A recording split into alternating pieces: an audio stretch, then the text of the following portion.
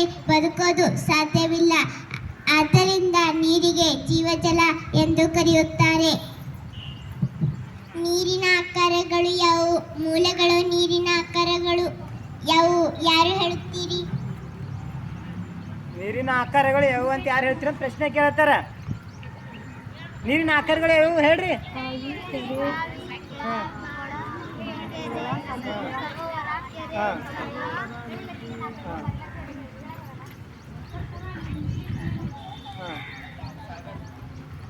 ನೀ ಹೇಳ ಮಗ.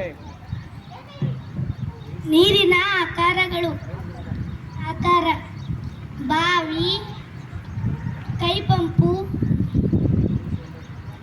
ಕೆರೆ, ಸಮುದ್ರ ಇವೆಲ್ಲವೂ ನೀರಿನ ಆಕಾರ. Very good. ಯಾವ ವಸ್ತುವಿನಿಂದ ನೀರು ಸಂಗ್ರಹಿಸುತ್ತೇವೆ ಎಂಬುದನ್ನು ತಿಳಿಯೋಣ. ಇಷ್ಟೇ ಅಲ್ಲದೆ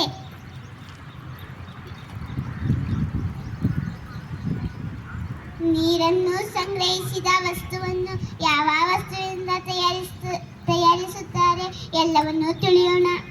ಮೊದಲಿಗೆ ನನ್ನ ಗೆಳತಿ ಸುಷ್ಮಾ ನೀರಿನ ಆಕಾರವಾದ ಕೈಪಂಪಿನಿಂದ ಪ್ಲಾಸ್ಟಿಕ್ ಕೊಳದಿಂದ ನೀರನ್ನು ತರುತ್ತಿದ್ದಾಳೆ.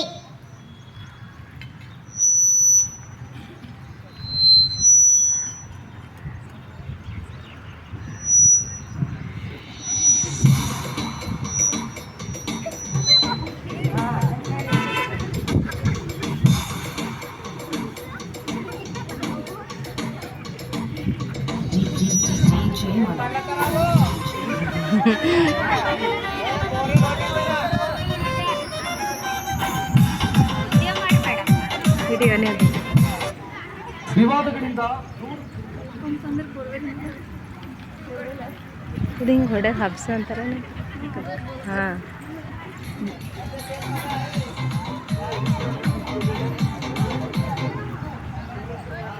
ಈಗ ನೋಡಿ, ನನ್ನ ಗೆಳತಿ ಪೂರ್ಣಿಮಾ ನೀರಿನ ಮೂಲವಾದ ಬಾವಿಯಿಂದ ನೀರು ತರುತ್ತಿದ್ದಾಳೆ.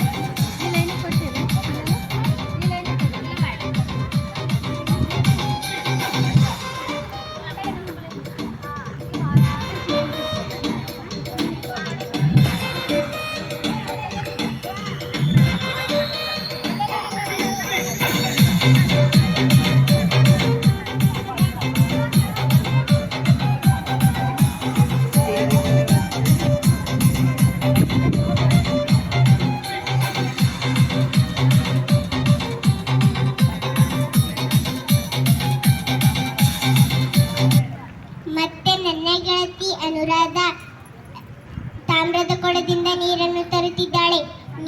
ನೀರಿನ ಆಕಾರವಾದ ಕೆರೆಯಿಂದ ನೀರನ್ನು ತರುತ್ತಿದ್ದಾಳೆ.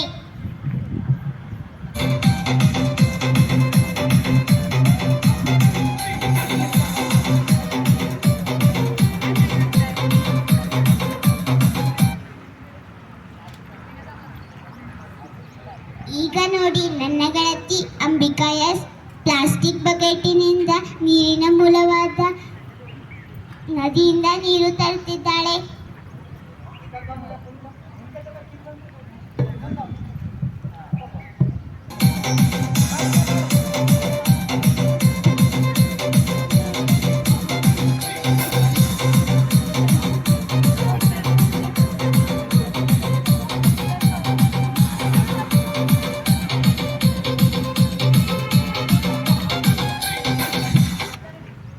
ಈಗ ನೋಡಿ, ಎಷ್ಟು ಮಜವಾಗಿದೆ. ಸಮರ್, ಅಮರ್, ಅರ್ಪಿತಾ ಎಂ ಇವರು ಮಣ್ಣಿನಿಂದ ತಯಾರಿಸಿದ ಬಿಂದಿಗೆಯಿಂದ ನೀರನ್ನು ತರುತ್ತಿದ್ದಾರೆ. ನೀರಿನ ಆಕಾರವಾದ ಸಮುದ್ರದಿಂದ ನೀರನ್ನು ತರುತ್ತಿದ್ದಾರೆ.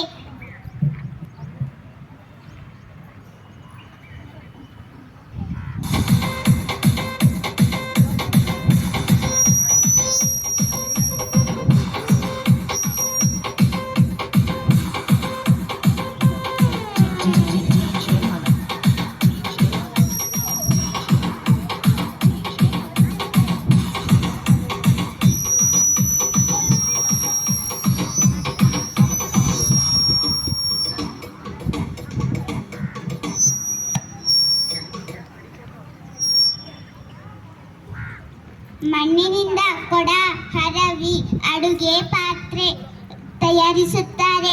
ಇಂದು ಆರೋಗ್ಯಕ್ಕೆ ಒಳ್ಳೆಯ ಪಾತ್ರೆ ಬಳಸುವುದು ಒಳ್ಳೆಯದು. ಪ್ಲಾಸ್ಟಿಕ್ನಿಂದ ಅನೇಕ ರೋಗ ಬರುತ್ತದೆ, ನೆನಪಿರಲಿ. ಈಗ ನೋಡಿ ಶಿವಾನಿ, ನಾವು ನೀವೆಲ್ಲರೂ ಬಳಸುವ ಪ್ಲಾಸ್ಟಿಕ್ ಬಾಟಲಿಂದ ನೀರನ್ನು ತರುತ್ತಿದ್ದಾಳೆ. ಆದರೆ ಪ್ಲಾಸ್ಟಿಕ್ ಬಾಟಲ್ನಿಂದ ನೀರನ್ನು ಕುಡಿದರೆ ಆರೋಗ್ಯಕ್ಕೆ ಹಾನಿಕರ, ನಿಮಗಿದು ತಿಳಿದಿರಲಿ.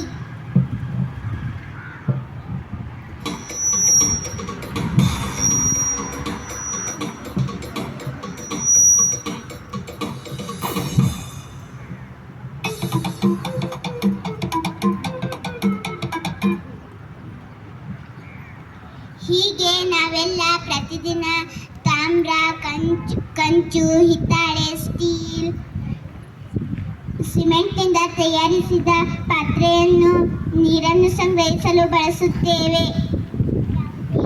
ಯಾವುದೇ ಕಾರಣಕ್ಕೂ ಪ್ಲಾಸ್ಟಿಕ್ ಬಳಕೆ ಮಾಡುವುದು ಒಳ್ಳೆಯದಲ್ಲ. ನೋಡಿ ಮಕ್ಕಳೇ, ಕೆಲವರು ಸ್ಟೀಲ್ ಕೊಡದಿಂದ ನೀರನ್ನು ತರುತ್ತಿದ್ದಾರೆ.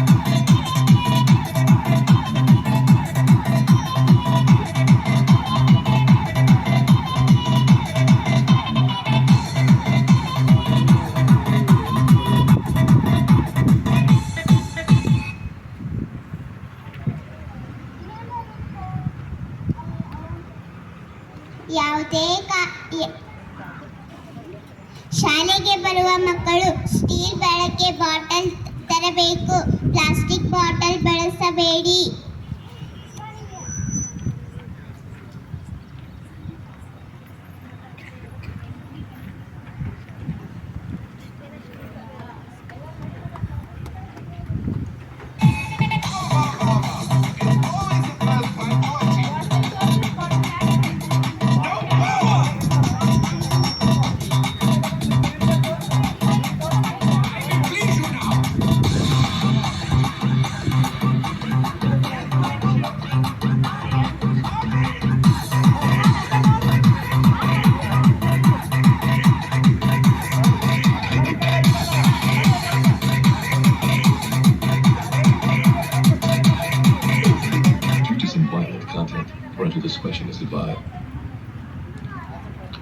ಅದೇ ರೀತಿ ತಾಮ್ರದ